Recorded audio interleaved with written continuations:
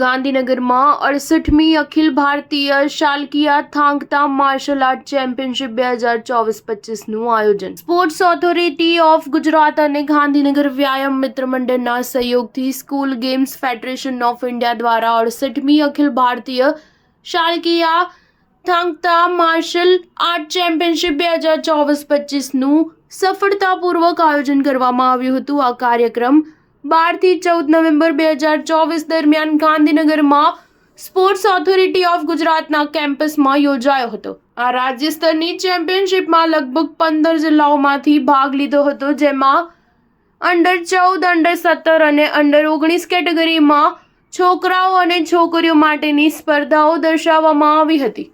ઉદ્ઘાટન સમારોહનું સંચાલન જિલ્લા રમતગમત અધિકારી શ્રી મહેશ ચૌધરીએ કર્યું હતું, જ્યારે શ્રી BR ઝાલા નડિયાદના રમતગમત નિયામક પણ ઉપસ્થિત રહ્યા હતા।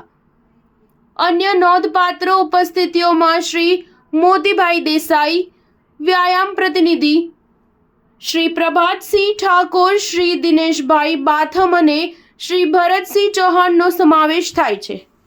થાંગતા એસોસિએશનનું પ્રતિનિધિત્વ કરતા શ્રી મનીષ પટેલ પ્રમુખ અને શ્રી તરુણ નિષાદ સેક્રેટરી તેમની અધિકારીઓ, સ્કોરર અને નિર્ણાયકોની ટીમ સાથે ઇવેન્ટમાં હાજરી આપી ચેમ્પિયનશિપનું સુચારુ સંચાલન સુનિશ્ચિત કર્યું।